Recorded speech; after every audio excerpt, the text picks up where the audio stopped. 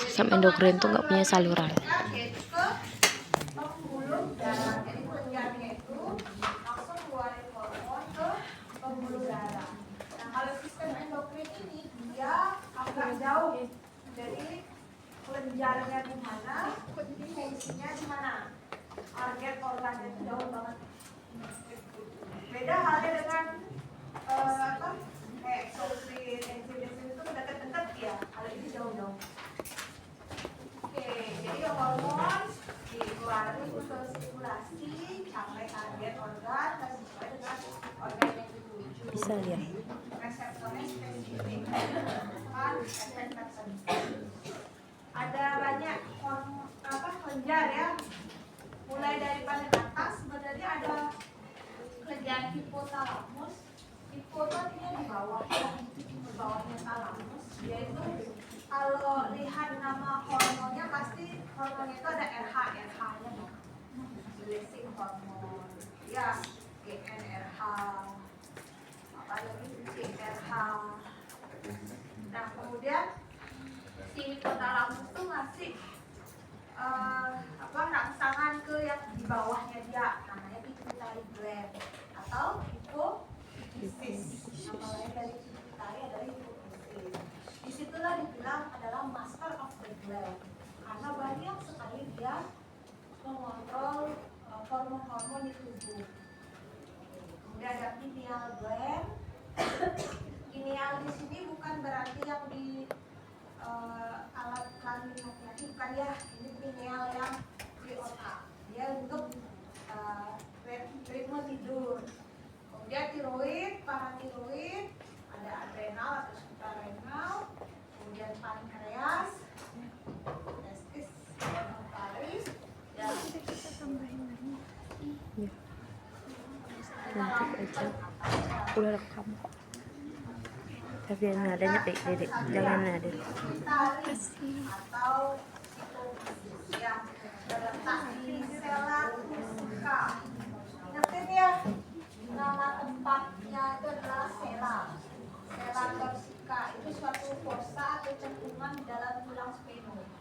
Hipofisis ini dibagi dua, yang di depan anterior pituitary dan yang di belakang posterior. Yang depan itu nama lainnya adenohipofisis karena dia kelenjar yang dia keluarinnya itu hormon.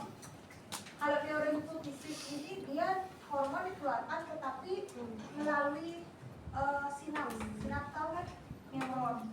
Jadi dia hormon itu lewat lewat sinaps saraf. Ada namanya neurohipofisis. Jadi tahu ya, adenohipofisis itu depan, neurohipofisis itu di belakang. Adenohipofisis secara embriologi itu dari ectoderm stomatium di ke pouch. Ya, sedangkan neurohipofisis itu sebenarnya suatu evaginasi dari dasar ventricle juga. Masih ada neuroni yang ada di DNC awal. Nah, adenohipofisis ini di hari ke-21 atau minggu berapa? Atau ectoderm stomatium itu menebal membentuk invaginasi. Ya, atau ke pouch. Kita lihat ya, ini kan model stomatium. Nebal nih. Ini nebal. Ini di sini nebal. Jadi kayak ini. Dari ini jadi cukup di sini. Ya. Oke. Kemudian ini membentuklah nih. Ini jika bakal red ke pouch-nya itu ya. Awalnya dia kecil. Ini. Ya, jadi ini. Kemudian ini tempatnya apa? Ini neurohipofisis ya. Sedangkan si neurohipofisis ini dia evaginasi tonjolan nonjol kemudian bersatu ke sini. Jadi beda ya secara embrio. Ini ada hipofisis yang anterior di sini, yang posterior ini dari otak turun dia. Jadi kayak ini jadinya. Makanya hormonnya pun berbeda, caranya pun juga berbeda. Yang posterior tuh neurohipofisis karena ini. Ya, jadi neuroectoderm. Nanti dindingnya menebal dari pars kristalis intermediate.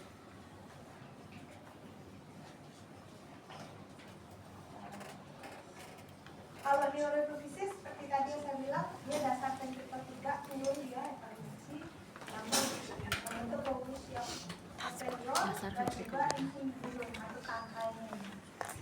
Jadinya bendongan 2 ya, epifisis. Secara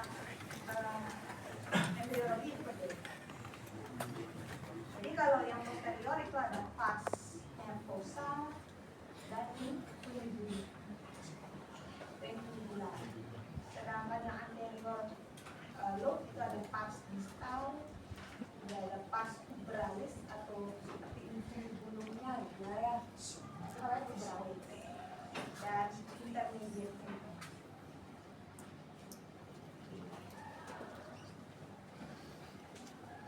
Jadi intinya ada yang cekung dari atas sama yang membentuk lobus dari bawah ya.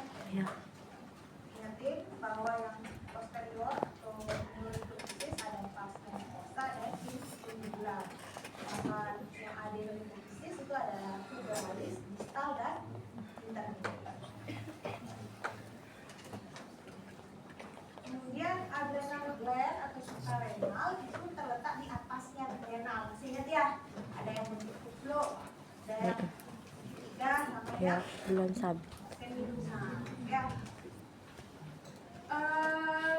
Adrenal ini mirip kayak ginjal, tapi kita bagi dua ya, adrenal cortex dan adrenal medulla.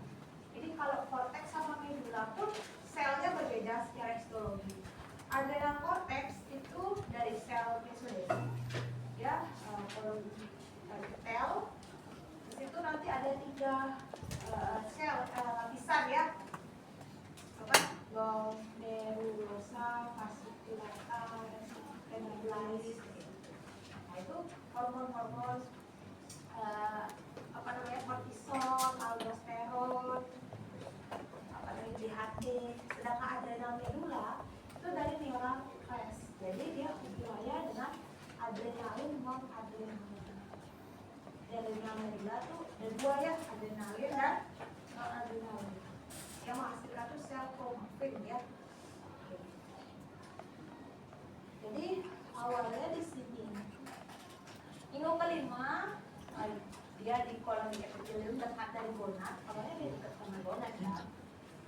Masih ingat ya, ginjal itu kan awalnya di bawah dekat gonad, tapi naik ya.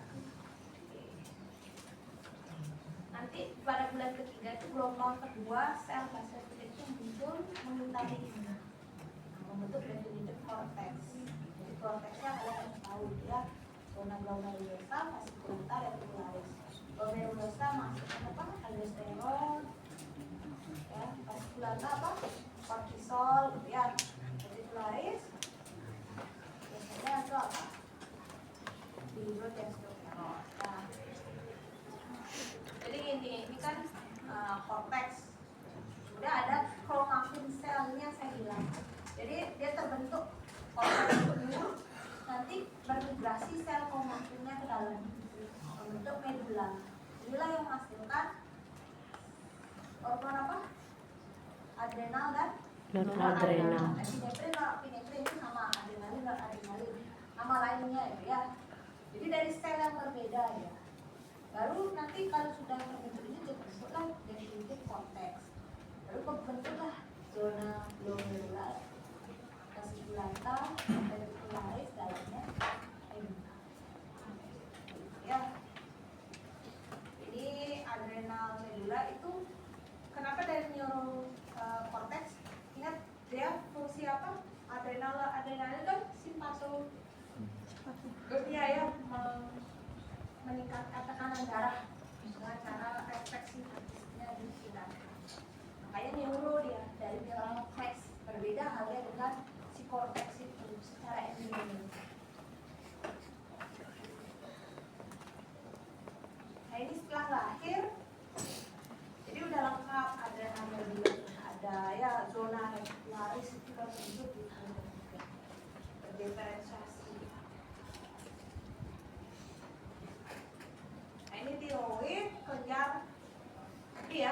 fun fact-nya, bagian pertama yang terbentuk setelah fertilisasi itu adalah tiroid.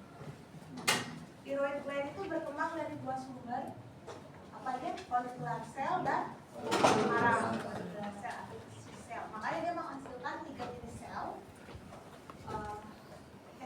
tiga jenis hormon ya. Awalnya itu T3 dulu, kemudian diubah jadi T4. Dan yang kalau pertanyaannya, sel apa yang menghasilkan kalsitonin di thyroid gland? Jawabannya marah. Kalau yang menghasilkan tirosin atau apa namanya si T3 T4 Folikular. ya berbeda dia perkembangan, sehingga berbeda juga yang dihasilkan.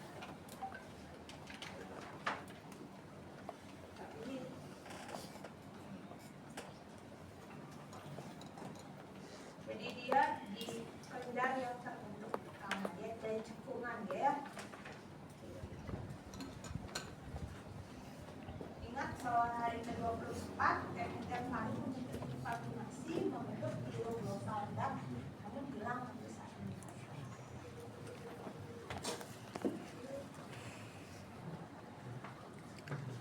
Lihat ya, ini yang endodermnya menebal, kemudian membusuk piloglosal duct. Terus ini nanti lama-lama dia akan menghilang, kemudian sudah terbentuk kelenjar. Kelenjar ini adalah kelenjar tiroid yang ditempelin oleh kelenjar paratiroid. Ya.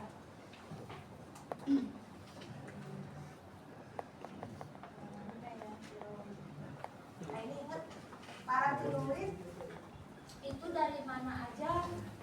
Ini masih ingat lengkung faring? Lengkung faring keberapa yang nggak ada di manusia? Ya. 3 dan 4 ini yang akan membentuk paratiroid. Kan paratiroid itu ada di atas sama di bawah. Periodnya yang 3, periodnya yang 4, periodnya